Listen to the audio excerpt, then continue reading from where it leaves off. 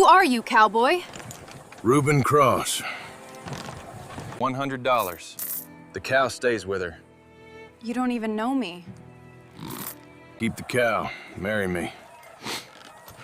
You're a complete stranger. A stranger rides into the square and bets every dollar he owns to save a woman he's never met, then says, "Keep the cow and marry me." Follow along so you don't miss what happens next. The sun hit Valentine, Nebraska, like a punishment. It was the kind of October heat that had no business being October heat. Dry, relentless.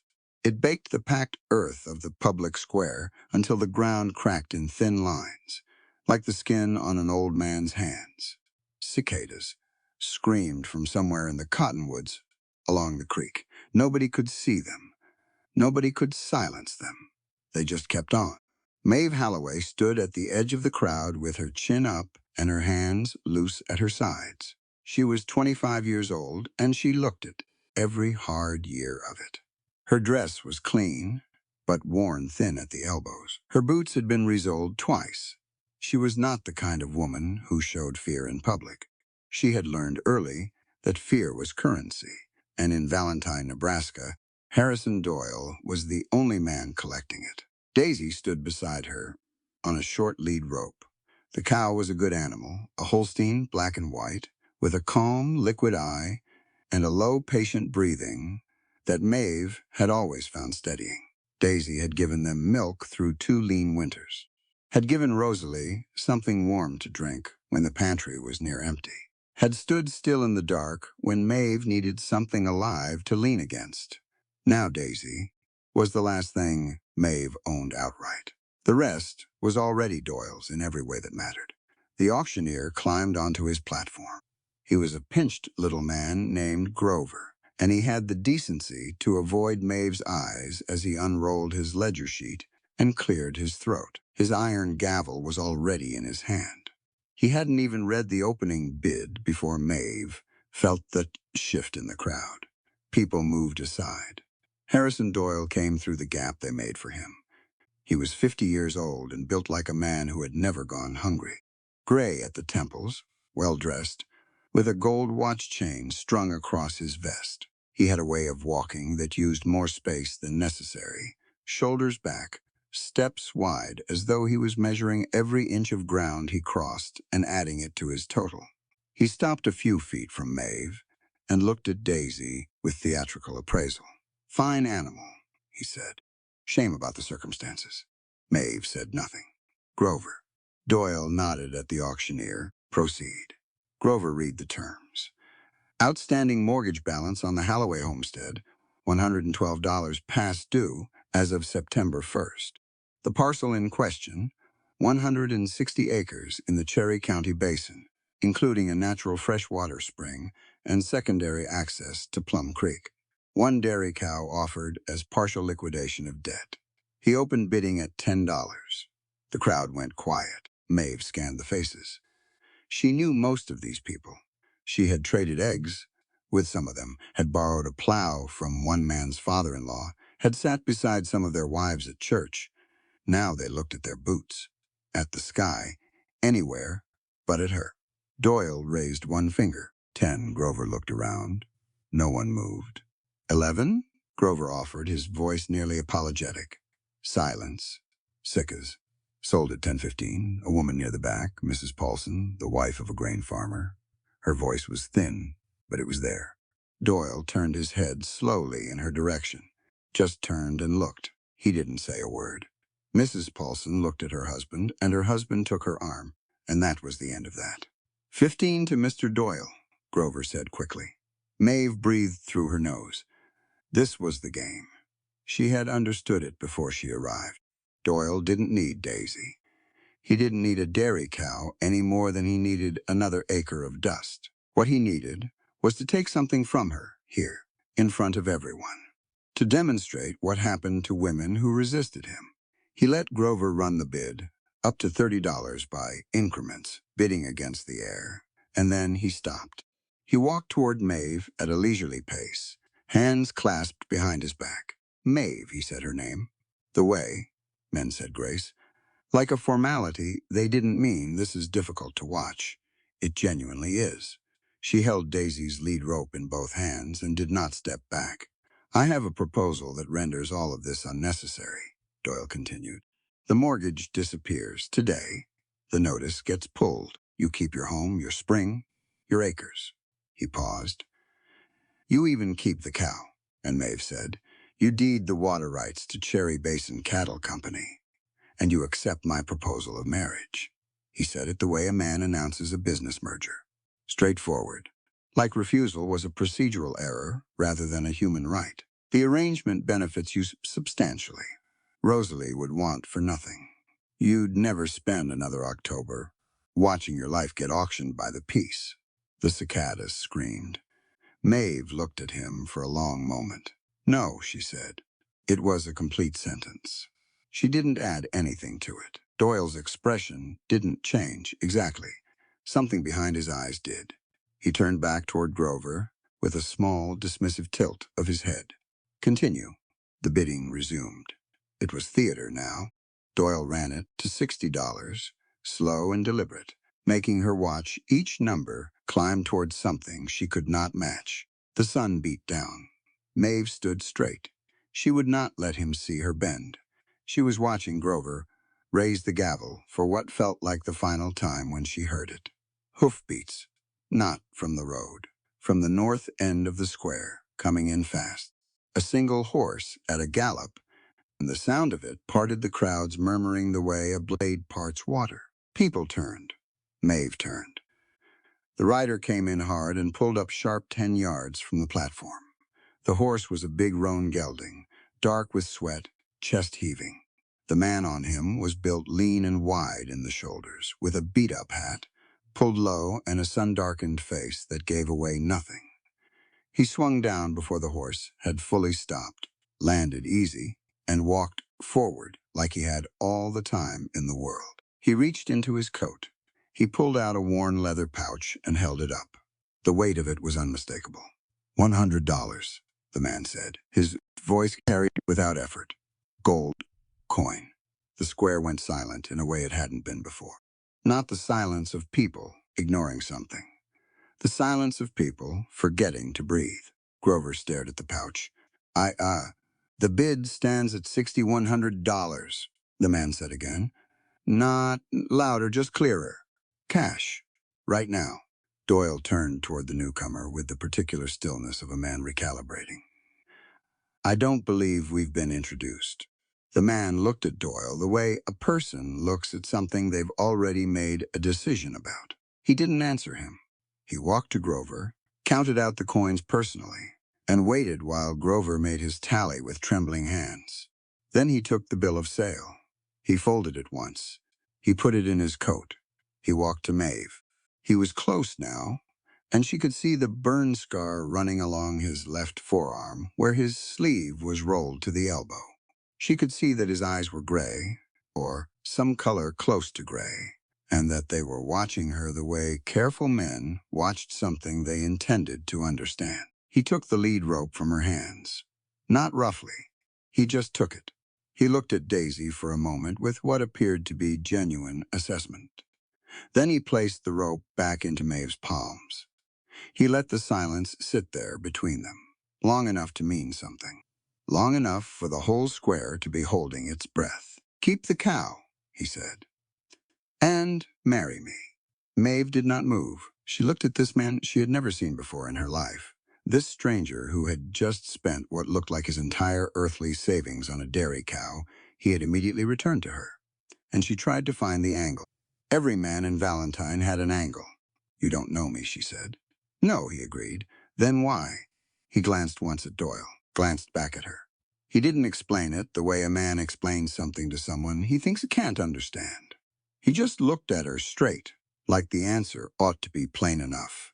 Because somebody had to, he said. The gavel hung in Grover's hand, forgotten.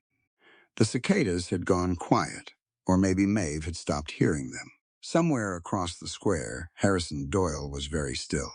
Maeve looked down at the rope in her hands. She looked at Daisy, who blinked her long-lashed eye, once patient as ever. She looked back at the stranger. You'd better have a name, she said. Reuben Cross, he said. The sun kept on burning. The square stayed quiet, and Maeve Halloway stood in the middle of it all, with a cow's lead rope in her hands, and a decision forming in her chest that she did not yet have the words for. She didn't say yes, but she didn't walk away. They walked back to the homestead in separate silences. Maeve led Daisy. Reuben walked his roan gelding, whose name, he mentioned to no one in particular, was Chalk. The road from the square to the Halloway homestead was 1.5 miles of packed dirt and scrub grass, and Maeve spent most of it deciding what kind of fool she was. The sensible answer was a considerable one. She had not said yes at the square, but she hadn't said no either. And now here was this man walking beside her with his horse and his burned arm and his $100 worth of spent gold coin. And the problem was that she needed to figure out what he actually wanted before she said anything that committed her to anything. Doyle wanted her water. She was certain of that. It stood to reason that Reuben Cross might want the same thing. By the time the homestead came into view, the low-slung house, the weathered barn, the windmill ticking in the dry air, Maeve had made up her mind about one thing at least. She was going to ask him direct, and she was going to watch his face when he answered. She tied Daisy to the post outside the barn and turned around. Before we go inside, she said, I want to know what you're actually after. Reuben had looped Chalk's reins over the fence rail. He turned to face her without any particular hurry. The spring, he said. Maeve crossed her arms. There it was. My husband died over that spring, she said. Doyle's men started a grazing dispute that turned into something else. So you'll understand why I'm not in a generous mood when men ride up talking about my water. I understand that, Reuben said. Then explain yourself. He did. He talked plainly, without ornament, the way a man talks when he's not trying to sell you anything. He had a business partner named Eli Becker, a German horseman out of Fort Niobrara with 20 years of working knowledge and a list of buyers for quality-bred stock stretching clear into Kansas. Together, they had the experience and the connections. What they lacked was land with reliable water. You couldn't run a serious horse breeding operation on a dry creek. You needed something consistent, something that didn't vanish in a drought year. Her spring didn't vanish in drought years. He'd done his research. I need legal grazing rights on the basin acreage, he said. In exchange, I cover your outstanding mortgage. Full amount. And I provide physical presence here, which means Doyle loses his leverage over this property and over you. Maeve listened to all of this, with her arms still folded. You'd be getting a great deal more out of this than I would, she said. That's negotiable, he said. I'm not here to dictate terms. I came here to propose terms. There's a difference. She looked at him for a long moment. The afternoon light was falling sideways across the yard, catching the dust in the air. Inside the house, she could hear the small, familiar sounds of Rosalie moving around the soft thud of her footsteps, deliberate and careful the way she always moved. Come inside, Maeve said. I'm going to make coffee and write some things down. You're going to read them before you agree to anything. He nodded once and followed her in. Rosalie was at the table with a wooden block and a piece of charcoal, drawing something that might have been a horse or might have been a mountain. She was 5 years old and small for her age, with her mother's dark hair and her own particular gravity. When Reuben came through the door, she looked up. She went still, not scared, exactly, watchful. She pressed herself back against the chair and fixed her eyes on the large stranger standing in her kitchen doorway. Reuben stopped moving entirely. He didn't crouch down or wave at her or perform any of the exaggerated friendliness that adults often aimed at children who made them uncomfortable. He just held still, let her look him over, and then quietly moved to the far side of the room and sat on the chair Maeve indicated, putting the table between himself and Rosalie, giving her space. Rosalie watched him for another minute. Then she went back to her drawing. Maeve set the coffee on and took out a piece of paper and the stub of a good pencil. She wrote while the coffee boiled. Reuben sat with his hat on his knee and waited. When she set the paper in front of him, he read it without comment, which she appreciated. The terms were as follows: separate sleeping quarters, to be maintained as such for the duration of the arrangement. Division of all ranch profits at 50% each, calculated and paid quarterly with a shared ledger that both parties had equal access to. All decisions regarding Rosalie, her education, her care, her daily life remained solely Maeve's, unless Maeve explicitly invited input. The water rights were licensed, not transferred, meaning if the arrangement dissolved, the spring stayed with the land and the land stayed with Maeve. And one more item, which Maeve had written last and underlined twice. Neither party would misrepresent the nature of this arrangement to the other for personal advantage. That last one was aimed at the general species of man, not Reuben Cross specifically. But he didn't need to know that. He read it through twice. Then he picked up the pencil, signed his name at the bottom, and slid it back across the table. "You want a copy?" he said. "It wasn't a question. I'll make one tonight," she said. "That's sensible." He set the pencil down. "Is there anything else you want to ask me before you decide?" There were about 40 things. She chose the most direct one. "Are you an honest man, Reuben Cross?" He seemed to consider this seriously, which was the right response. A man who answered too fast was a man who didn't think the question deserved real consideration. "I try to be," he said. "I haven't always had the luxury of it, but I try." It was not a boast. It was also not an evasion. She decided to accept it at face value and see what the weeks ahead revealed. She poured the coffee. They sat at the table in the fading afternoon light, two strangers with a signed contract between them and a 5-year-old girl drawing horses in the corner. And they discussed the practical specifics. He would move his gear from the boarding house in town by Friday. He would sleep in the tack room until they could build a proper partition in the barn. Eli Becker would arrive within the fortnight with the first 4 mares. The mortgage payment, in full, would be delivered to the bank by Monday morning. Reuben would handle it himself, so Maeve didn't have to sit across a desk from Doyle. "I'll come with you," she said. "You don't have to." "I know." She wrapped her hands around her coffee cup. "I want to see his face." Something that might have been amusement passed briefly through Reuben's expression. "All right," he said. Rosalie had come around the edge of the table at some point during this conversation. She stood 3 feet from Reuben now, with her charcoal drawing in one hand, studying him with the frank assessment only small children attempt openly. Reuben glanced at her. He didn't startle.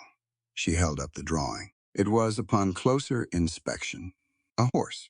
"That's a good horse," he said. She couldn't hear him, but she watched his face, and something about it satisfied her, because she set the drawing on the table, in front of him a gift or an offering, or maybe just a statement, and went back to her blocks.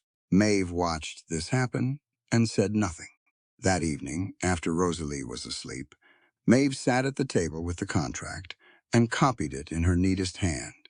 2 identical documents. She folded one and put it in the tin box under the floorboard where she kept the homestead deed and James's death certificate. The other she left on the table for Reuben to take. She sat there for a while after that, in the quiet dark, listening to the windmill tick and the prairie settle. She had made a practical decision. That was all this was. A practical decision made by a practical woman who had run out of less complicated options. She told herself this firmly, and then she went to bed.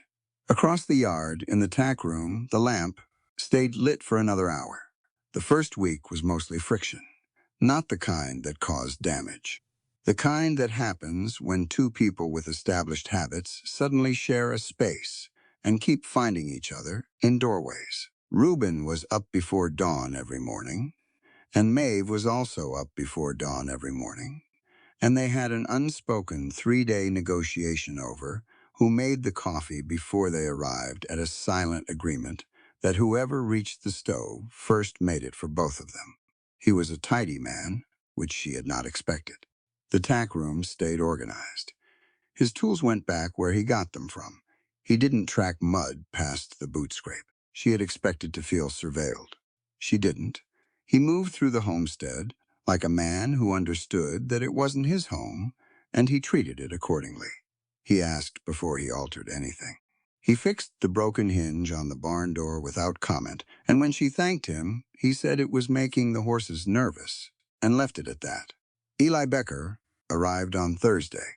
He was 60 years old, built stocky and short, with a white beard, and the hands of a man who had spent 4 decades working horses. His English was accented and precise, each word placed deliberately, like furniture arranged in a room. He shook Maeve's hand first, which she noticed, and he called Rosalie Frolin with such genuine solemnity that Rosalie, who never warmed to strangers quickly, looked startled and then pleased. The 4 mares he'd brought from Fort Niobrara were good animals. Maeve knew enough about horses to see that. She walked the paddock line while Reuben and Eli assessed each one, and she listened to them talk easy, abbreviated, the shorthand of men who had worked together long enough that half the conversation was implication. The bay's left foreleg, Eli said. I saw it. Reuben ran his hand down the leg in question. Stiffness or soreness? Stiffness. She traveled hard. Give her a week. That was the shape of it. Competent and calm. Maeve found it reassuring in a way she hadn't anticipated. Rosalie, however, was not yet reassured. She had accepted Eli easily enough. Old men with white beards were apparently categorized differently, but Reuben remained an object of active suspicion. She watched him from distances, from the window, from behind Maeve's skirt. She didn't approach him, and she didn't make any of the signs that Maeve had learned to read as curiosity or interest. She made the sign that meant waiting, which was her own invention. One flat hand held against her sternum, fingers spread, completely still. Reuben noticed.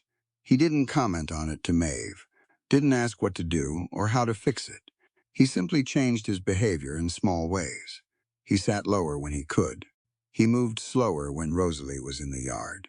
He never put himself between her and the door to the house. And then the carvings started.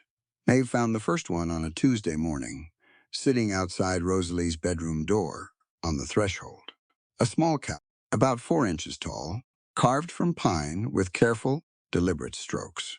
It was not a masterpiece, but the proportions were right and the ears were distinct.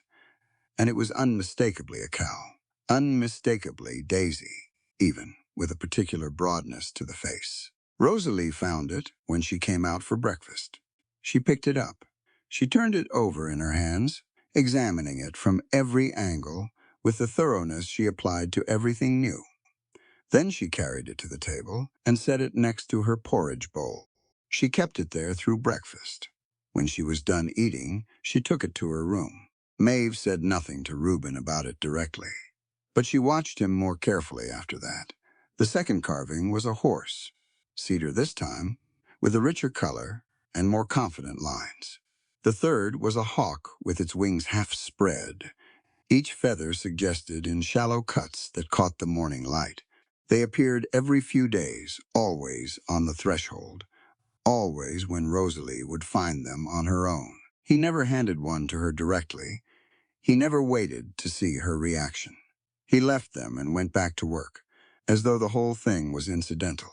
Rosalie began leaving her bedroom door, cracked open in the mornings. 3 weeks in, on a Wednesday that was properly cold for October.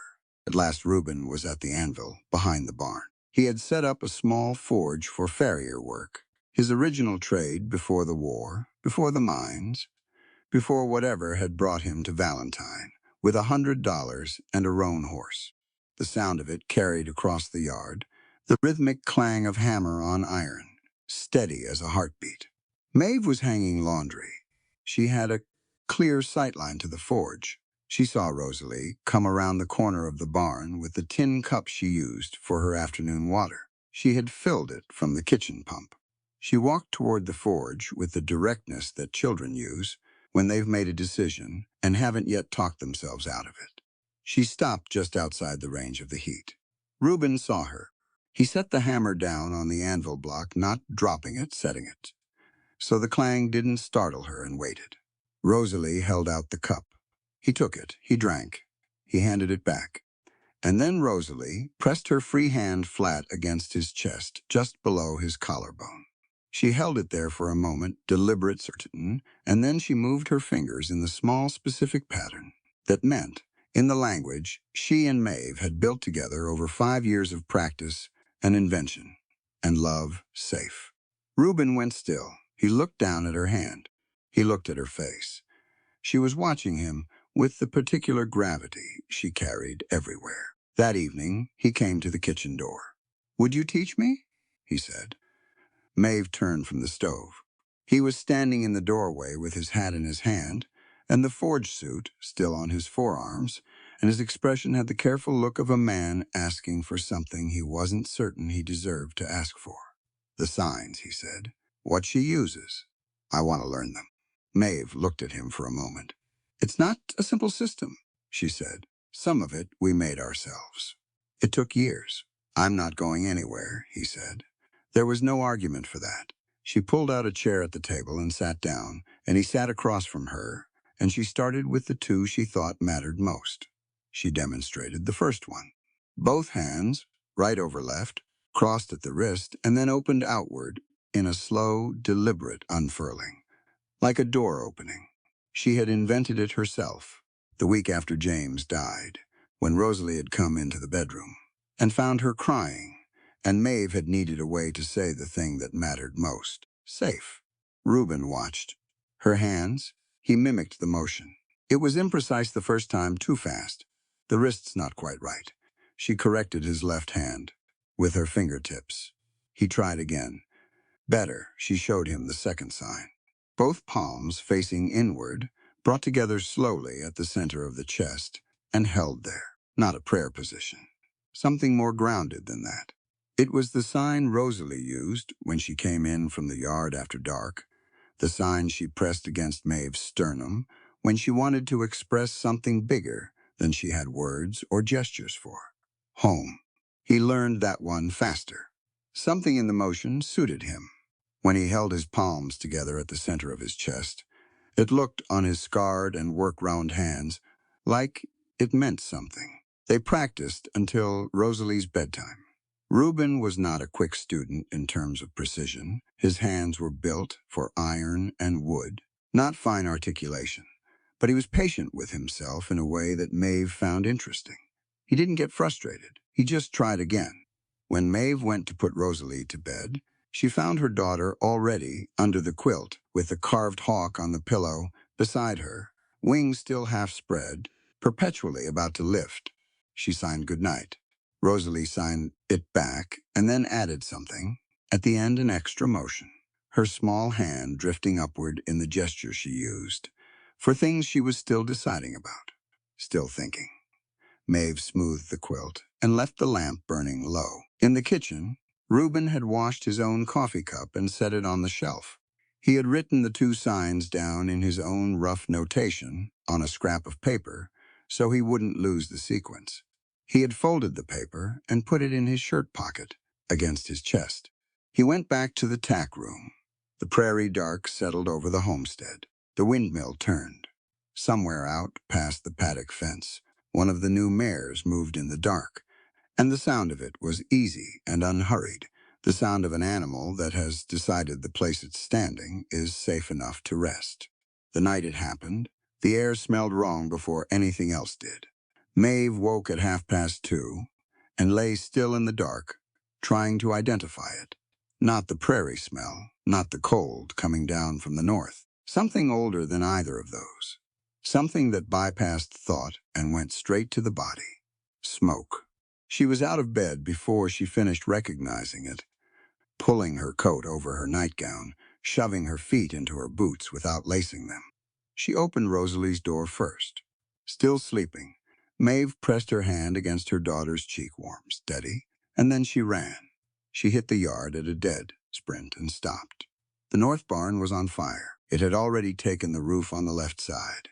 Orange and yellow climbed the timbers with shocking efficiency, the way fire always looked impossible, until you were standing in front of it. Black smoke rolled up against the night sky and blotted out the lower stars. The heat reached her across 30 yards of yard, a physical pressure against her face. Reuben was already there. He had beaten her out by less than a minute. He was at the barn door in his boots and trousers, with his shirt untucked, one arm up against the heat, reading the fire. Eli came running from the far side of the paddock, shouting something in German. The horses, Maeve said, coming up behind Reuben. The 4 mares from Fort Niobrara were in the south paddock, already moving in tight, frightened circles, but they were out. Daisy's in there. She had moved Daisy inside that afternoon. The temperature had dropped fast, and the cow was still off her feed from the summer's hardship, and Maeve hadn't wanted to risk her. "Stay here," Reuben said. He pulled his shirt up over his nose and went through the door. Maeve stood at the threshold and watched the interior and counted seconds. The fire had the left half of the structure, but the stall where Daisy was kept was on the right, near the back. The smoke was dense and moving fast. A support beam on the left side had started to glow along its length. Eli reached her side. "He should not be in there." "I know," she said. She counted to 30-40. The left beam made a sound like a rifle shot and shifted. Reuben came back through the door. He had Daisy's halter rope in his left hand. The cow came with him, white-eyed and lurching, but moving. He had her out and clear, and Eli caught the rope and pulled Daisy away from the building. Maeve grabbed Reuben's arm. Then the beam came down. It didn't fall outward. It fell across the doorframe, directly where Reuben had just been standing, and it hit his left shoulder before he was fully clear. He went to one knee. A shower of burning splinters scattered across his back and left forearm. Maeve pulled. He got his feet under him. They moved back from the building together, fast, until the heat was behind them rather than in front, and then they stopped, and Reuben straightened up slowly and looked back at the barn. "Daisy's out," he said. His voice was rough from the smoke. I can see that. Maeve was already looking at his arm. The burn was across his forearm, and the back of his hand, raw and angry, and his shoulder was moving wrong. "Come inside. The barn is already gone," she said. "Come inside." He came. She sat him at the kitchen table and lit every lamp in the room. Eli stayed outside to manage the animals and keep the fire from jumping to the south fence line. Maeve got the water basin and the medical tin she kept on the high shelf, the one with the proper salve and clean linen strips that Doc Mercer had supplied her with 2 winters ago. Reuben sat with his forearm on the table and watched her work. She cleaned the burn with water first, careful and thorough, then applied the salve with a strip of clean cloth. His jaw was tight, but he didn't pull away. "Can you raise your arm?" she said. He lifted his left arm slowly. He got it to shoulder height before he stopped and set it back down. "The shoulder took the beam," he said. "I know. I watched it happen." She pressed her fingers carefully along the joint, feeling for the wrong kind of shift. Nothing broken, she thought. Badly bruised, maybe worse. "You need Doc Mercer in the morning." "I'll be fine. I didn't say you wouldn't be. I said you need Doc Mercer." She sat back. "Hold still." She wrapped the forearm properly and tied the linen off at the wrist. The burn on his hand was less serious surface, she thought, though surface burns still hurt considerably. She wrapped that too. It was quiet in the kitchen. Through the window, she could see the barn still burning. Lower now, the fire eating through what remained of the roof. The smoke had thinned a little in the night air. Reuben was looking at his bandaged arm. He was quiet for long enough that she thought he was simply tired. Then he said, without looking up, "I had a younger brother." She set down the roll of linen. She waited. Tom, he was 22. Reuben's voice was even, the way voices get, even when they're carrying something heavy, and a person has learned not to let it show. "We both took work at a silver mine in Wyoming. The owners had been cutting corners on the shaft supports for 2 years. One night, the east tunnel collapsed while the night shift was down there." He paused. "I was outside. I heard it go." Maeve sat across from him. She didn't say anything. "I went in with 3 other men. We pulled 8 workers out before the second section came down. He looked at his forearm. Tom was in the second section. She understood then about the burn scar. The old one, the one that started at his elbow and ran down toward his wrist in the texture of a healed flame wound. She had noticed it the first day at the auction and had not asked. Now she understood it was from before. From Wyoming. From a mine shaft and a younger brother and a second collapse that he hadn't been able to outrun fast enough. You carried that a long time, she said. Some things you don't put down. He looked up. I thought I was past using fire as a reason to run into buildings. Turns out I'm not. You saved Daisy. Daisy's a good cow. He almost said something else and didn't. Maeve looked at him across the table. The lamplight was unsteady, and the smoke still hung in the air, and outside the north barn was still collapsing inward in slow orange increments. Everything about the night was disaster. But here was a man who had gone into a burning building twice in his life without counting the cost. Once for strangers in a mine, once for a dairy cow that belonged to a woman he'd known for a month.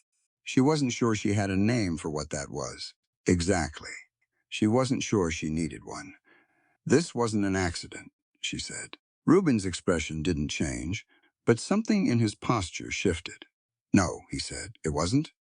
The fire started at the base of the north wall. I smelled pine tar before I smelled smoke. Someone packed kindling against the outside of the structure and lit it. Doyle, he said. Doyle, she confirmed. They sat with that for a moment. He's escalating, Reuben said. The auction didn't work. The marriage proposal didn't work. The mortgage didn't work because we paid it. He looked toward the window. He's trying to bankrupt us directly. He almost did, Maeve said. That barn. She stopped. Let it go. We'll rebuild. We'll rebuild, he agreed. It wasn't a question, and it wasn't a promise. It was just a statement of what came next, made by two people sitting in a kitchen at 3 a.m, with smoke in their hair, and burned salve on the table between them.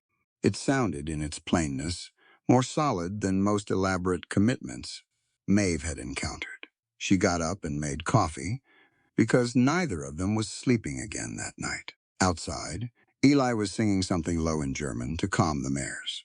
The north barn glowed and settled. Rosalie slept through all of it, which was its own kind of mercy, her small body moving in and out of breath in the dark bedroom, the carved hawk on the pillow beside her, with its wings still spread.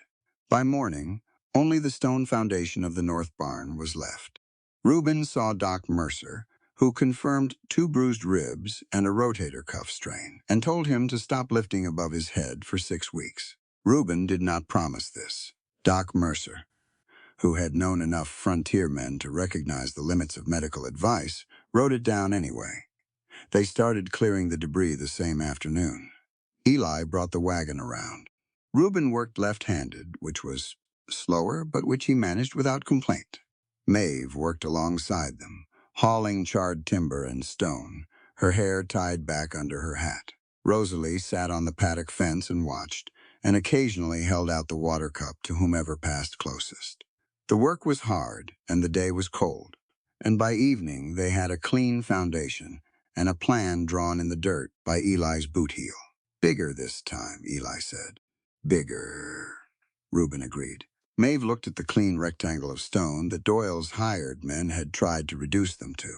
She thought about the night before, the smoke and the heat, and the man who had gone through the door without counting the cost. She thought about Tom, 22 years old, in a Wyoming mine shaft, and the brother who had lived and carried it. Grief made people into things. It could make them hard and closed and distant, barricaded behind whatever version of themselves had survived the loss. She had learned that herself, after James.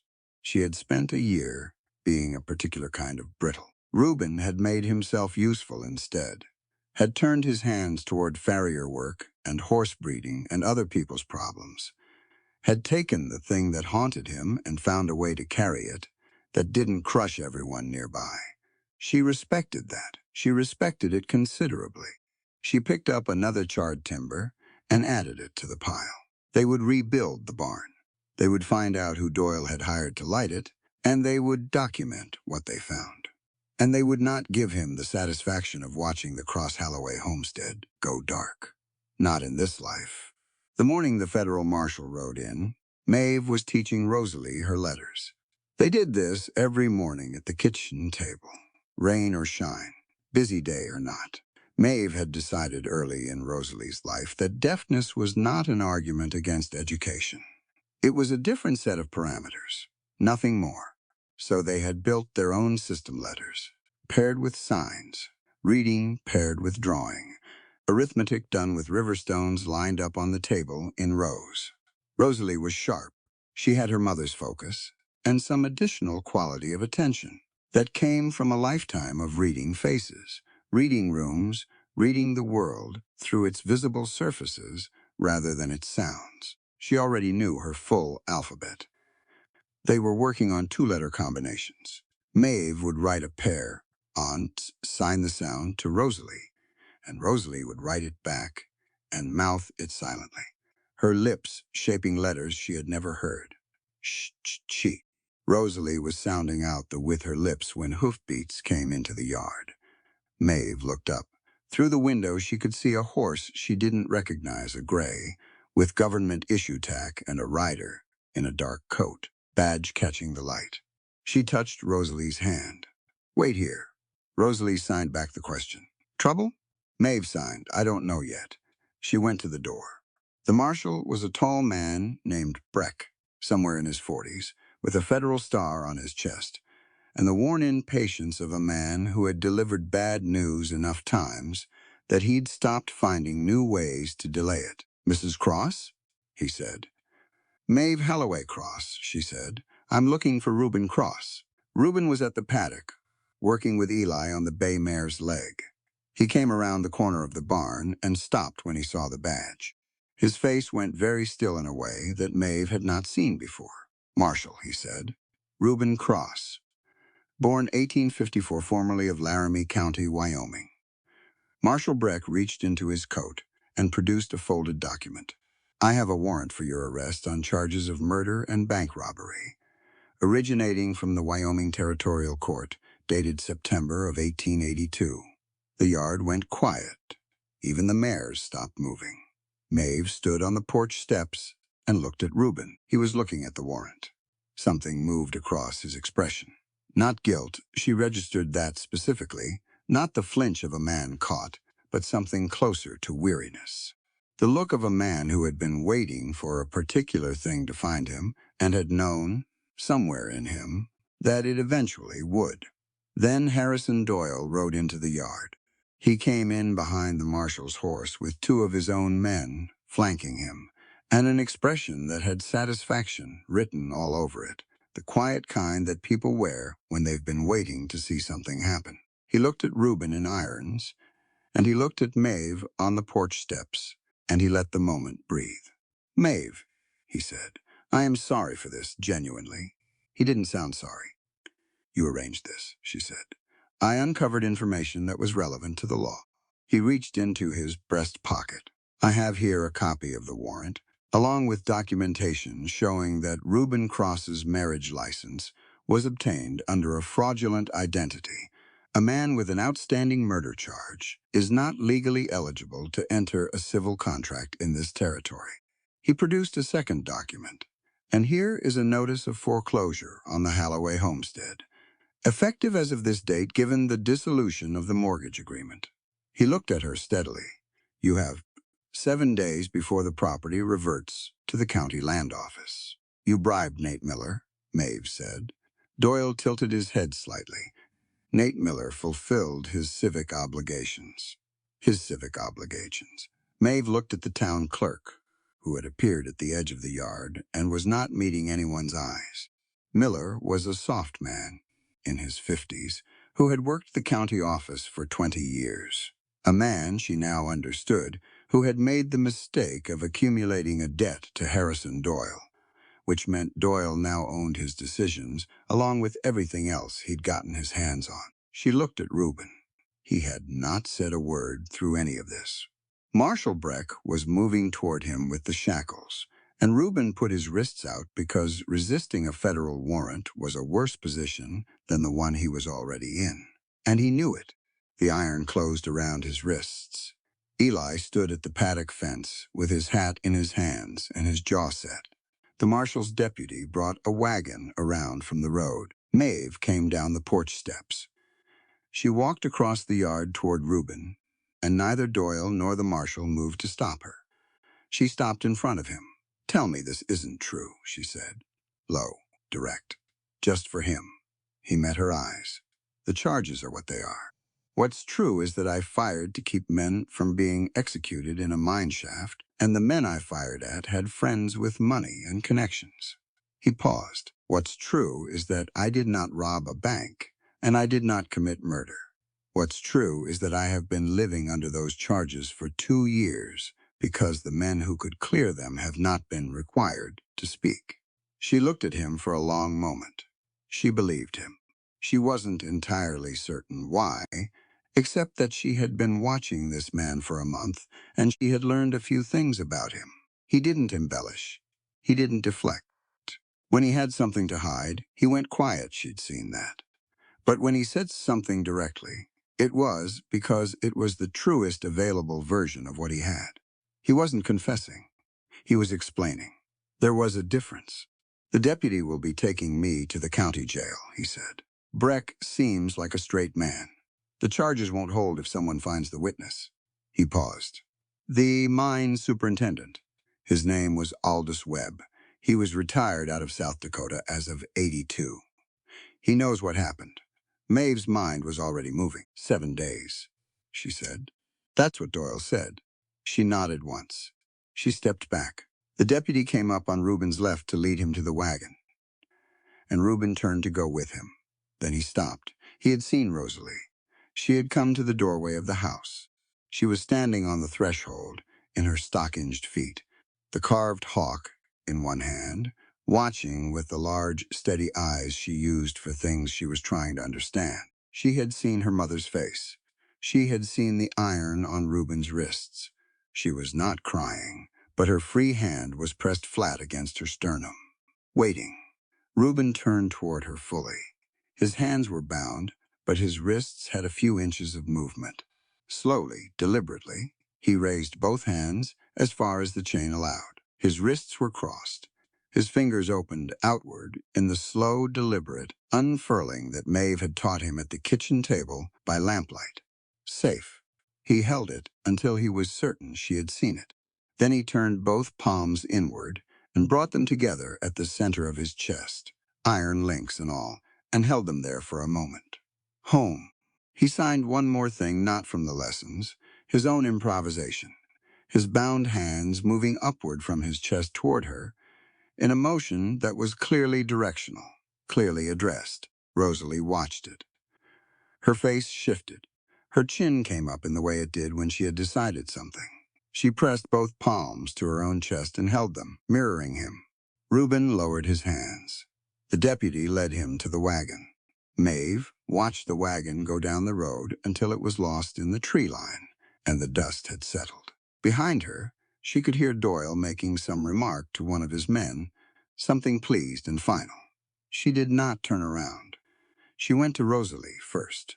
She crouched down in front of her daughter on the threshold and took her face in both hands. Rosalie's eyes were dry but serious. Maeve signed clear and slow. "Are you all right?" Rosalie signed back. What did he say? The last one. The one he made up. Maeve looked at her daughter's face. She thought about Reuben's hands moving upward from his chest. That directional motion toward Rosalie, full of intention. "Trust your mother," she signed. "Do not be afraid." Rosalie considered this. Then she nodded once, with the gravity she carried everywhere, and went inside. Maeve stood up. She turned around. Doyle was still in the yard, watching her with his measured, patient expression. Eli was at the fence. The autumn sky was going dark at the edges, a storm building in the northwest, the clouds moving fast. Doyle tipped his hat. "7 days, Maeve," he said, and rode out. She watched him go. 7 days. She looked at Eli. He was already looking at her with the expression of a man who was 60 years old and had seen hard situations before, and was waiting to hear what came next. "How far is South Dakota?" she said. Eli considered. "Hard ride. 3 days each way through the ravines. Maybe less if the weather holds. Maeve looked at the storm building in the northwest. The weather would not hold. Get the horses ready, she said. We leave at first light. Doc Mercer came before dawn. Maeve had sent Eli with a note the night before, and the old physician arrived at the homestead in the dark, with his black bag and his hat pulled low against the wind that had started coming down hard from the northwest. He was 67 years old and had been practicing frontier medicine for 40 of those years, in mining camps and sod houses and army field stations, and he had the face of a man who had decided, somewhere along the way, that the world's suffering deserved his full attention rather than his despair. He found Rosalie still asleep, and Maeve at the table with a map and a list. I need you to stay with her, Maeve said. 3 days, maybe 4. Doc Mercer set his bag down and looked at the map. He looked at Maeve's face. South Dakota, he said. There's a man named Aldous Webb, retired mine superintendent. He was at the Wyoming collapse in '82. He's the only living witness who can speak to what Reuben actually did that night. And if Webb doesn't want to speak, then I'll give him a reason to. Maeve folded the map. Doyle's done this before, Doc. He finds the thing that breaks a person, and he presses on it until something gives. He found Miller's debt. He found Reuben's record. He'll keep finding things until there's nothing left to find. She tucked the map into her coat. I'm not giving him 7 days. I'm taking 3. Doc Mercer sat down across from her. He was quiet for a moment, the way he got quiet when he was thinking through something real, rather than performing consideration. You understand that what you're describing is more than a hard ride, he said. You're talking about finding a man who hasn't spoken publicly in 2 years and convincing him to sign a legal document that will put him in opposition to the kind of men who have long memories. I know what I'm asking him to do. Do you know why he'd agree to it? Maeve looked at him straight. Because it's right, she said, and some people still respond to that. Doc Mercer looked at her for another moment. Then he reached into his bag and pulled out a small bottle and set it on the table. Trail salve, he said, for your hands. The ravines will be wet and cold, and the rock faces will cut. He stood up. Rosalie and I will be fine. She's been teaching me her signs. I can manage the basic vocabulary. Maeve stopped. She's been teaching you? For 2 weeks. She started after Reuben learned. He picked up his bag and moved toward the sitting room, where he'd sleep until Rosalie woke. She decided everyone in her life should speak her language. I thought it showed considerable leadership for a 5-year-old. Maeve stood in the kitchen with that for a moment. Then she picked up the trail salve and put it in her pack. Eli had the horses ready in the dark yard. He'd chosen 2 of the Fort Niobrara mares, sure-footed, traveled animals who handled uncertain terrain without drama. He had saddlebags on both with 3 days of provisions, rope, a lantern, and the small leather satchel Maeve carried with the documentation she already had, the signed contract, the mortgage payment receipt, the original homestead deed. They rode out as the first gray light was beginning to thin the dark in the east. The storm hit them 2 hours in. It came from the northwest as promised, hard and cold, with sleet mixed into the rain, the kind of October weather Nebraska and South Dakota shared like a bad inheritance. The road north was passable for the first stretch, rutted but open. Then they turned into the ravines. The Cherry County ravines were not wilderness in the romantic sense. They were functional obstacles, deep limestone cuts in the prairie skin, with narrow game trails and seasonal creek beds that turned treacherous in wet weather. The rock faces ran with water. The horses picked their way down the switchbacks with their ears back and their footing careful, and Maeve and Eli rode with their weight back and their hands light on the reins. Eli knew the terrain better than she did. He had freighted through this country in the '70s, he said, when the army was still moving supplies to the new forts. He knew which crossings held and which ones ate wagons. They talked while they rode, when the trail was wide enough to ride abreast. Tell me about Reuben, Maeve said. Before Valentine. Eli was quiet for a stride or two. He came to me 4 years ago, after Wyoming. He had no money, bad reputation in 3 territories, and more skill with horses and iron than any man I had worked with. He navigated the mare around a wet shelf of limestone. He did not talk about Wyoming for a year. When he did, he talked about his brother first. Always his brother first, Tom. Maeve said. Eli looked at her. He told you. The night the barn burned. Eli nodded slowly. Tom was the reason Reuben went into that mine, the first time, and the second time. He was trying.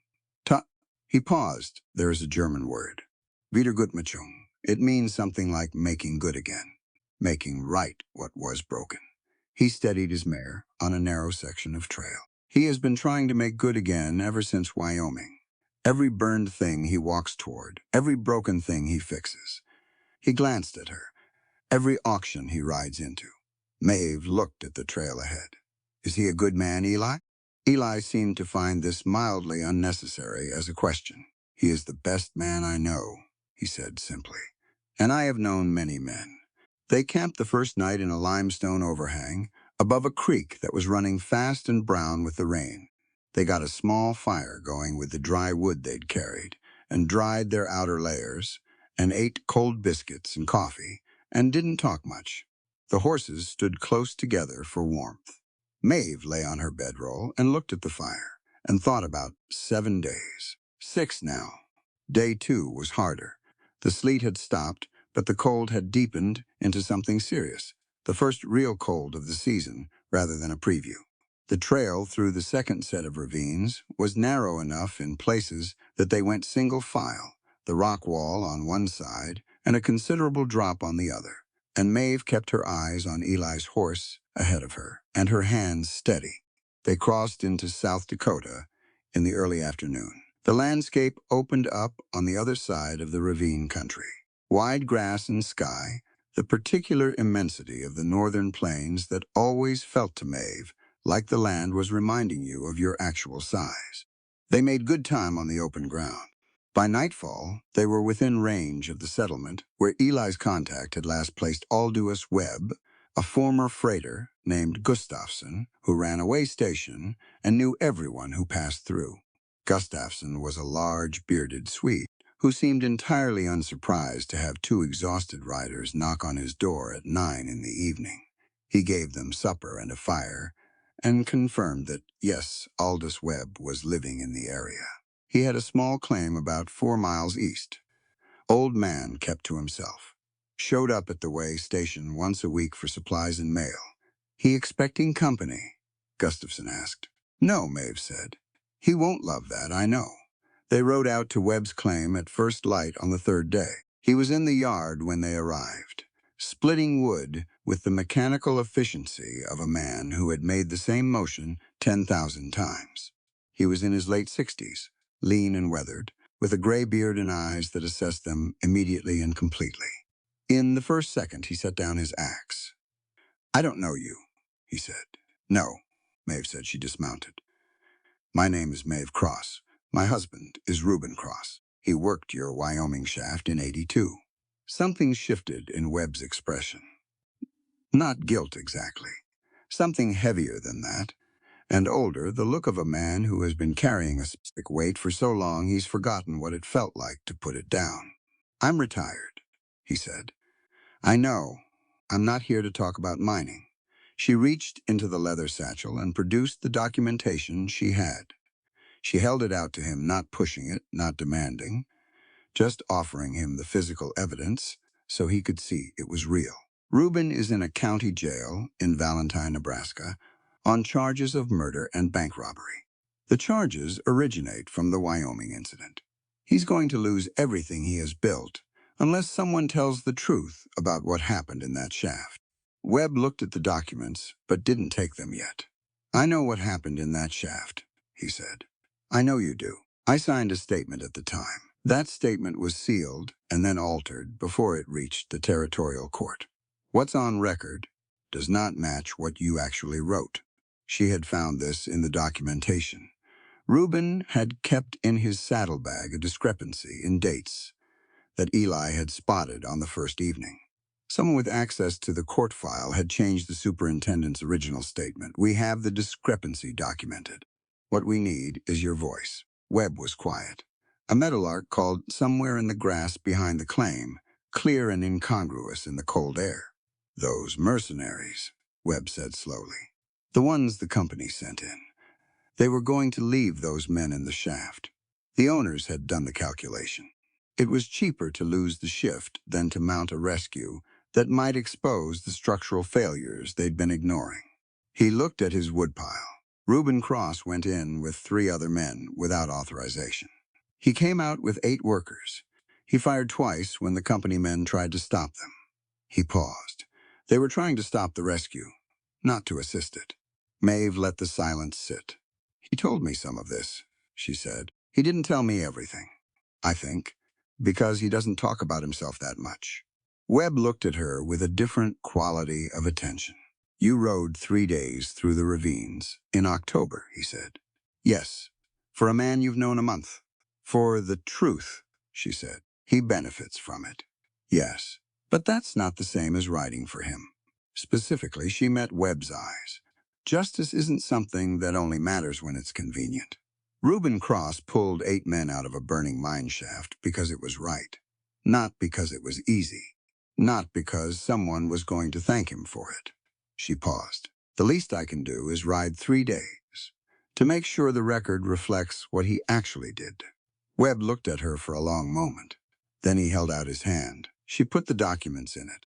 He read them in the way that careful men read legal documents slowly, twice, with attention to what was not said, as much as what was. He carried them inside, and Maeve and Eli waited in the yard. Eli fed the horses from the grain bag he'd brought. The meadowlark called again. Webb came back out with his coat on, and his own satchel over his shoulder. I'll need to sign the affidavit before a proper witness, he said, and I'll want copies made. Doc Mercer in Valentine will witness it, Maeve said. He's a man of standing, and he doesn't owe Doyle anything. Webb nodded. He looked up at the sky, reading the weather. We'll need to move fast if you want to make Valentine in 3 days, he said. 4, Eli said. The ravines will be worse going back. 2 days through the ravines, 2 days on the open road. Maeve calculated. That left them arriving on the morning of the 7th day. Then we leave now, she said. They left now. The ride back was harder in body and easier in spirit. Webb was a sparse conversationalist, but a capable rider, and he did not complain about the terrain or the cold or the pace. On the second night, sheltered in the same limestone overhang where Maeve had lain counting down days from 6, he signed the affidavit by firelight, with Eli and Maeve as witnesses, and his own payroll ledgers from the Wyoming operation spread open beside him to cross-reference the dates. He signed 3 copies. His hand was steady. Maeve folded the documents with great care and wrapped them in oilcloth against the rain and put them in the inner pocket of her coat, against her chest. Eli watched her do this and said nothing, but he had the expression of a man who was quietly proud of something. They reached Valentine on the morning of the 7th day, as the sun was coming up gray and cold over Cherry County. Their horses were tired. They were tired. Maeve's hands, despite the trail salve, were cut and chapped, and her left knee had been aching since the second ravine. She didn't stop at the homestead. She rode directly to the courthouse. The circuit judge's name was Alderman, and he arrived in Valentine twice a year. This was, by Doyle's calculation, a feature rather than a flaw. A judge who visited twice a year was a judge who relied on local accounts of local events, which meant that in Cherry County, Harrison Doyle had effectively been the most reliable narrator for the better part of a decade. He had cultivated that position carefully, with donations to the courthouse renovation fund and timely letters of professional character, and the occasional invitation to a well-catered supper. Judge Alderman was not a corrupt man. He was, however, a man who had been working with incomplete information for a long time, and he had drawn conclusions accordingly. The hearing was scheduled for 9 in the morning. Doyle arrived at 8:30 with his attorney and 2 character witnesses, and the settled confidence of a man who had already seen the outcome and found it satisfactory. Marshal Breck was present with his paperwork. Nate Miller sat in the back row of the gallery, looking at his hat brim. Several townspeople had come to watch, the kind of attendance that happened when something significant was about to be decided, and everyone felt the weight of it without quite knowing how it would land. Reuben was brought in at 8:50. He had been in the county jail for 6 days. He was thinner in the face for it, and there were shadows under his eyes. But he walked in straight and sat at the defendant's table straight and looked at the courtroom with the steady expression of a man who had decided the only thing he could do was wait and see. He did not know Maeve was coming. She had not been able to send word. There was no word to send that Doyle wouldn't intercept, and she had decided it was better to arrive than to announce. She arrived at 8:55. She came through the courthouse door with Eli Becker on her left and Aldous Webb on her right, and she walked down the center aisle of that courtroom with mud still on her boots from the ravine trail, and her coat still damp at the shoulders, and the oilcloth packet held against her chest in both hands. Doyle saw her first. The settled confidence on his face did something complicated. He looked at the old man walking beside her, and something shifted further. A man who has spent years managing information recognizes immediately when information has gotten outside his management. Reuben turned. He looked at her for a moment, and then he looked at Webb, and she saw his face do something she had not seen it do before. Something unguarded. Brief and total, like light through a gap in a wall. Your Honor. Maeve went directly to the bench before anyone could object. I'm Maeve Cross, wife of the defendant. I have documentary evidence and a living witness bearing on these charges, and I'm requesting that this court hear them before proceeding. Judge Alderman looked over his spectacles at her. Then at Webb, then at the oilcloth packet. Counsel, he said to Doyle's attorney, sit down. Doyle's attorney, who had half risen, sat back down. The judge gestured at the witness chair. What followed was not dramatic in the way that some courtroom proceedings are dramatic. There was no shouting. There were no sudden revelations staged for effect. What happened was more methodical than that, and more devastating for its methodical quality. Aldous Webb took the stand and stated his name and his former position and his presence at the Wyoming mine in September of 1882. He described the collapse clearly and without embellishment. He described the company's decision not to mount a rescue, stated plainly in his presence by the site manager, a decision based on financial exposure rather than any physical impossibility. He described Reuben Cross and 3 other workers going into the shaft without authorization. He described the company mercenaries attempting to physically block the rescue and Reuben firing twice, both shots non-fatal, to clear the doorway. He described pulling 8 men from that shaft. Then he described the statement he had originally submitted to the territorial court, and he described, line by line, the ways in which the document on record did not match the document he had signed. Maeve laid the payroll ledgers open on the evidence table. She laid the original discrepancy analysis that Eli had worked out by firelight in the ravines. She laid the 3 signed copies of Webb's new affidavit with Doc Mercer's witnessing seal. Because she had stopped at the homestead for exactly 12 minutes on her way to the courthouse, and Doc Mercer had been waiting at the table with his notary stamp. Doyle's attorney tried twice to raise procedural objections. Judge Alderman overruled, both without looking up from the documents. The bank robbery charge dissolved under Webb's testimony within 20 minutes.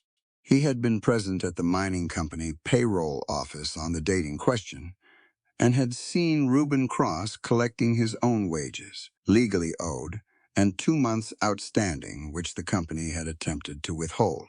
The characterization of this as bank robbery had originated with the company's legal team and had been amplified by subsequent documentation that Webb now identified as fabricated. When Doyle's attorney attempted his third objection, Judge Alderman set down his pen. Counselor, he said. I am going to ask you to consider carefully whether there is anything further you wish to add to the record on your client's behalf, given that the evidentiary situation appears to be developing in a particular direction. The attorney looked at Doyle. Doyle was looking at Maeve with an expression she had not seen on his face before. It wasn't anger. It was something colder than anger. The expression of a man recalibrating from a position he had believed was permanent. The attorney sat down. Judge Alderman took 15 minutes. He read the affidavits and the ledgers and the discrepancy analysis, and he looked at Webb's face, while Webb sat in the witness chair, with the patience of a man who has waited 2 years to say a true thing out loud and is content to wait another 15 minutes. Then the judge looked at Marshal Breck. The charges against Reuben Cross are dismissed, he said. The underlying territorial warrant is referred to the Wyoming court for review in light of this new testimony. Marshal, you may release the defendant. Breck crossed the room. He had a key. The shackles came off with a sound that was small and final, a simple mechanical click. But it moved through that courtroom like something larger. Reuben stood up. He rolled his wrists once, a reflexive motion. He looked at his hands for a moment. Then he walked across the courtroom floor toward Maeve. She had stayed where she was, at the evidence table, with the oilcloth packet still in her hands out of habit. He stopped in front of her. He looked at her face, at her mud-stained coat, and her chapped hands, and the shadow under her eyes from 4 days of hard riding and not enough sleep. He didn't say what she expected him to say. He didn't say thank you, which would have been true but insufficient. He didn't say I knew you'd come, which would have been the kind of claim men made after the fact to suggest they had never doubted. He didn't say anything that was about him. He said, I didn't come here to be your savior, Maeve. I just want to be the man who stands beside a woman who saved herself. She looked at him. It was the most precise thing anyone had said to her in years. It was exactly right in the way that things are sometimes exactly right. Not because they're beautiful, but because they're true, and they land in exactly the place where the truth was needed. She didn't cry. She wasn't going to cry in a courthouse with Doyle still in the back row, and Judge Alderman still at the bench and half of Valentine watching. She put the oilcloth packet down on the evidence table. All right, she said. It was a complete sentence. Reuben seemed to understand it as one. Eli had come up on Reuben's right and gripped his shoulder, once, briefly, without speaking. Reuben put his hand over Eli's for a moment, and that was the whole of that exchange, sufficient for both of them. Judge Alderman was speaking to Marshal Breck in a low voice at the bench. From what Maeve could hear, it concerned Harrison Doyle's role in the suppression of testimony and the manipulation of court documents. Breck was writing things down with the focused expression of a man who understood that his caseload had just expanded significantly. Doyle left before the judge finished. He walked out with his attorney and his 2 character witnesses and the gold watch chain catching the light, and he did not look at Maeve as he passed. The door swung shut behind him. Maeve picked up her oilcloth packet and tucked it back under her arm. We should get back, she said. Rosalie's been with Doc Mercer for 6 days, and she's probably taught him the entire sign vocabulary by now, and he'll be exhausted. Reuben looked at her. Is she all right? She was fine when I checked this morning. Maeve moved toward the door. She left you something on the kitchen table, apparently. Doc Mercer wouldn't tell me what it was. He said it was for you to find. Reuben was quiet behind her for a step. What do you think it is? He said. A drawing. Probably. She does that when she's thinking about someone. Maeve pushed the courthouse door open. The cold air came in, sharp and clean. She goes through a lot of charcoal. They walked out into the pale October morning together. The town of Valentine carried on around them, a wagon on the main street, 2 women outside the dry goods store, the sound of a hammer from somewhere near the new feed barn. Ordinary sounds, ordinary light. Webb was standing by the horses.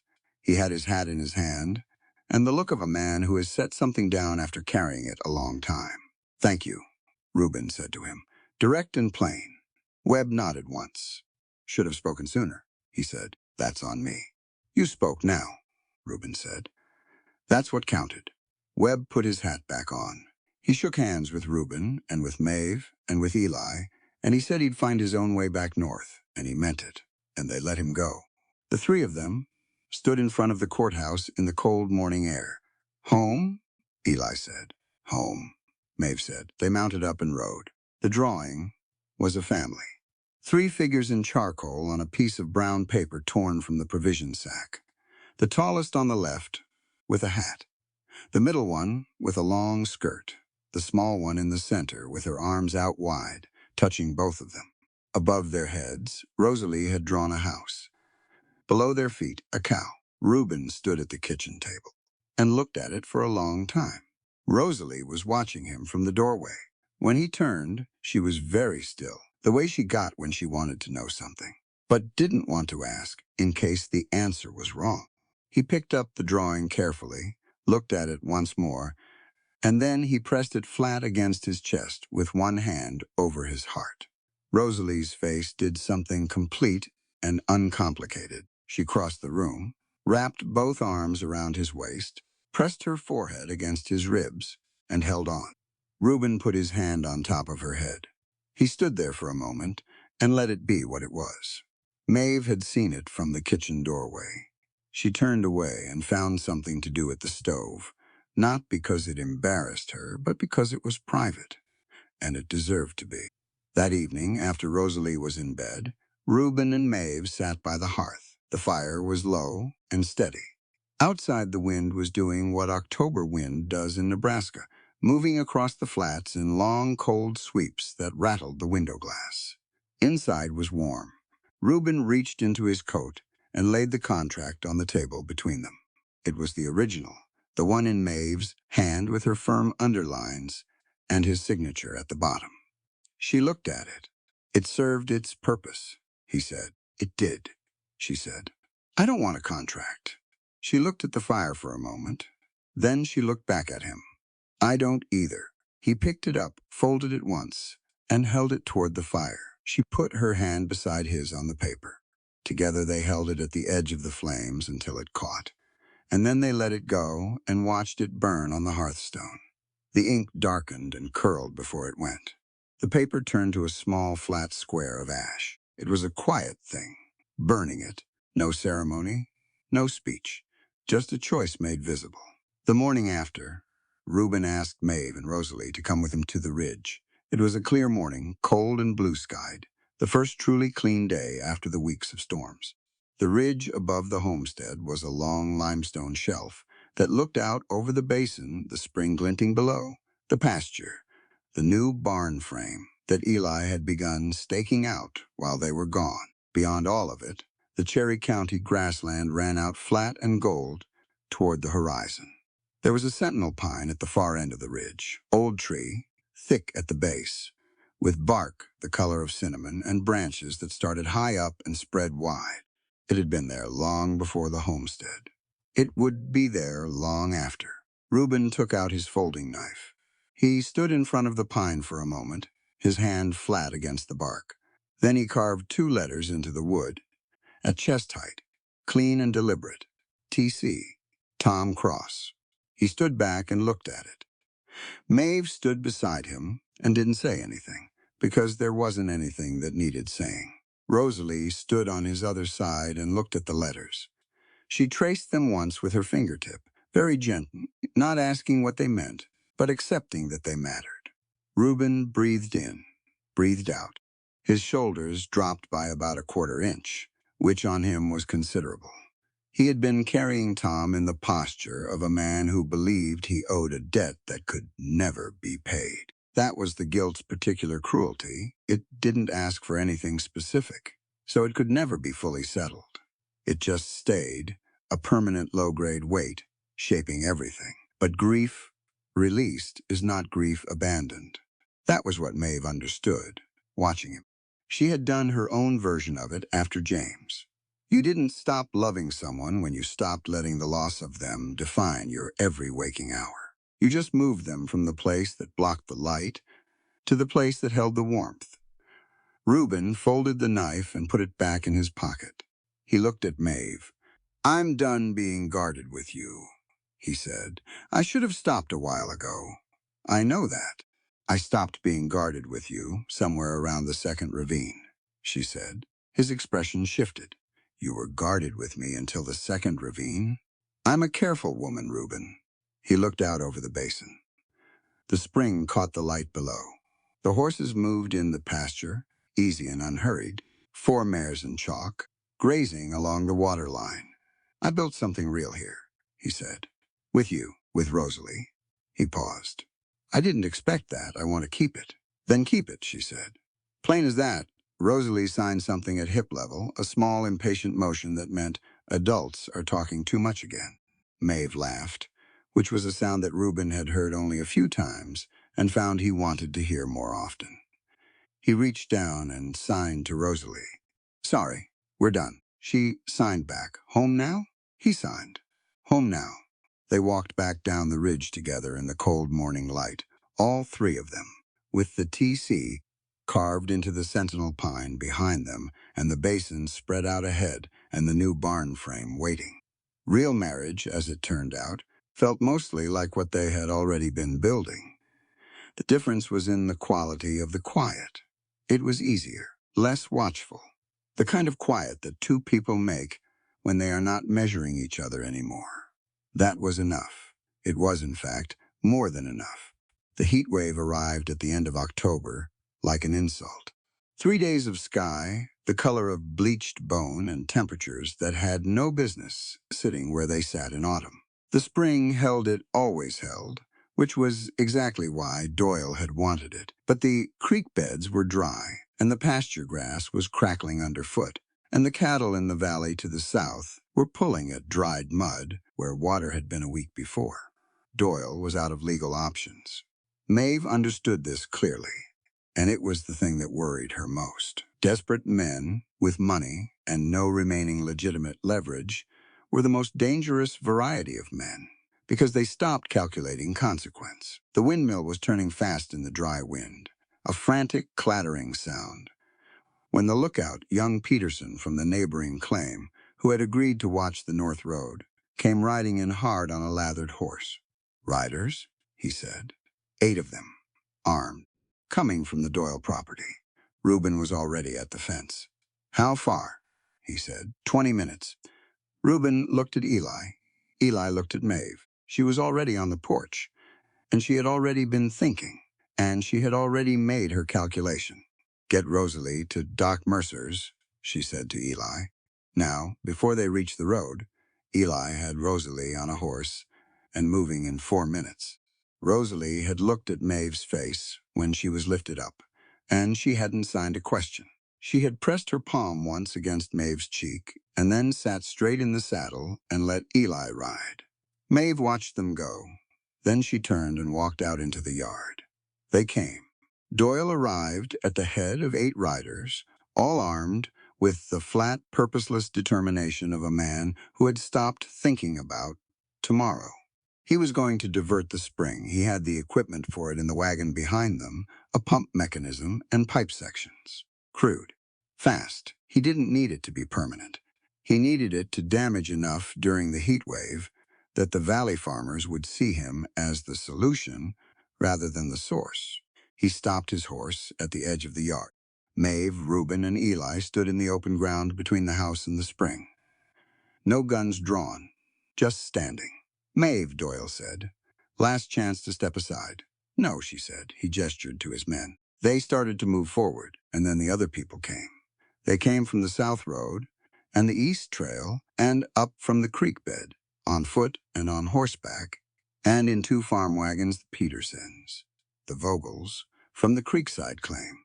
Old August Rias, who was 70 and had homesteaded Cherry County before there was a county to speak of. The Halloran family with their 6 grown sons.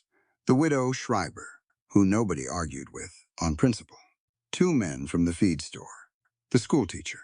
A former Army corporal named Driscoll, who had settled nearby and had the bearing of a man who understood formations. They came, and they positioned themselves between Doyle's riders and the spring, and they stood there. No guns drawn among them either. No shouting. Just people filling the ground and making it clear that taking the spring meant going through them first. Doyle looked at the wall of his neighbors, and something crossed his face. A flicker of something close to uncertainty. Real uncertainty. The first Maeve had ever seen from him. "This is legal business," he said. His voice was still controlled, but it was working to stay that way. Old August Rissa spoke up from the middle of the crowd.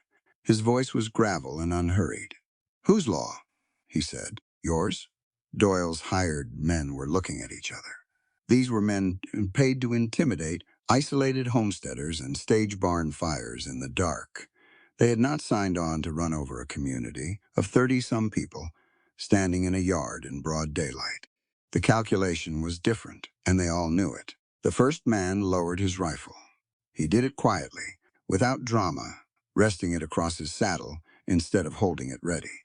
Then the second.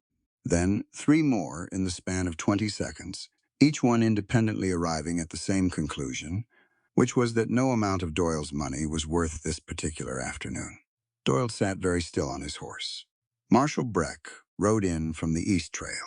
He had 4 deputies with him, which meant someone had sent word in advance. Maeve found out later it was the schoolteacher who had ridden to the marshal's office the previous evening after she heard Peterson's report spreading through the settlement. Breck pulled up beside Doyle's horse and looked at the scene with the measured attention of a man assessing what had already happened, as much as what might. "Harrison Doyle," Breck said, "I have warrants for your arrest on charges of fraud, arson, and witness intimidation. Judge Alderman signed them this morning." Doyle looked at the warrants. He looked at the community standing in the yard. He looked at Maeve. She looked back. There was nothing left for him to find in her face that he could use. She had run out of things he could take. She had a home and a spring and a rebuilt barn and a daughter learning to read and a husband with steady hands and a community that had stood up and shown itself. And none of those things were available to him. He dismounted. It was quiet when the shackles closed. The windmill kept clattering in the dry wind. Somebody in the crowd exhaled. The neighbors began to disperse in ones and twos, back to their claims and their work and the ordinary structures of their days. August Rias patted Maeve once on the shoulder as he passed. A single pat. No words, which was its own sufficient communication. Reuben stood beside her and watched the marshal's wagon carry Doyle out of the yard and down the road. "It's over," she said. "Most of it," he said. She looked at him. He was watching the wagon with the eyes of a man who knew that endings were rarely total, that what came after was mostly the slow work of rebuilding. "Most of it's enough," she said. He considered this and agreed. The windmill slowed as the hot wind dropped. The horses moved to the water and drank. Spring came early the following year. The grass in the basin was green before March was out, and the spring ran clear and cold and full, and along the creek line the cottonwoods put out their new leaves in that specific pale green that makes the whole world look recently washed. The Cross Halloway Ranch had come through the winter in better shape than Maeve had projected, and better shape than either of them said out loud, because frontier people are superstitious about naming good fortune before it has fully arrived. The new barn was complete, solid and square, bigger than the original, with proper ventilation and stall fittings that Reuben had built to exact specification over the winter months. 12 horses now where there had been 4. Eli had buyers in Kansas who were sending letters. There would be more horses by summer. The schoolhouse had been Maeve's project. She had proposed it in November, in the community meeting that gathered after Doyle's arrest, to discuss what came next for Cherry County, now that the largest single obstructing force in local governance had been removed. She stood up and said what she thought directly, which was her practice. "We have children in this settlement who are not being educated," she said. "Some because there's no school within riding distance. Some because their families speak German or Swedish or check, and the existing instruction doesn't account for that. And some because they have particular needs that one-size teaching doesn't serve. She paused. I am proposing a community schoolhouse. I will teach. Doc Mercer has agreed to assist with the medical and science curriculum. What I need is the building and the will. The building came from a community work party in December. 12 families showed up on a Saturday with lumber and tools and food, and by evening there was a structure with a roof and a floor and 4 windows facing south. The will, as it turned out, had been present all along. It just needed somewhere to go. The school opened in January with 11 children. By April, there were 19. Maeve taught reading and arithmetic and letter writing. She taught in English and learned enough German from Eli and enough Swedish from August Rias to conduct beginning instruction in both. For the 2 children with hearing differences, a boy named Henrik and a younger girl whose name was Petra, she integrated Rosalie's sign system into the daily curriculum. Rosalie taught that part herself. She was 6 years old, and she stood at the front of the room with a piece of chalk and the composure of someone who had been explaining her language to adults for years and found children considerably easier to work with. She showed Henrik and Petra the signs she and Maeve had built. She showed the hearing children, too, because she had decided, with the authority of a 6-year-old who has never been told to decide less, that everyone in the room should be able to talk to everyone else. Nobody argued with her. Reuben built her a small platform to stand on so she could be seen from the back of the room. 2 inches of cedar, sanded smooth. He put her initials on the underside where she'd find them. She found them the first day and traced them with one finger and looked at him with the particular expression she reserved for things that were exactly right. The Wyoming court completed its review in March. Webb's testimony stood. The record was corrected. The men who had altered the original documents were identified. 2 of them were associates of the now imprisoned Harrison Doyle, which surprised no one. Reuben received a letter from the territorial court that stated, in the careful language of official documents, that his record had been expunged and his conduct during the Wyoming mine incident had been reclassified. He read the letter at the kitchen table. He folded it. He put it in the tin box with the homestead deed. He didn't make a speech about it. He went out and started his morning work.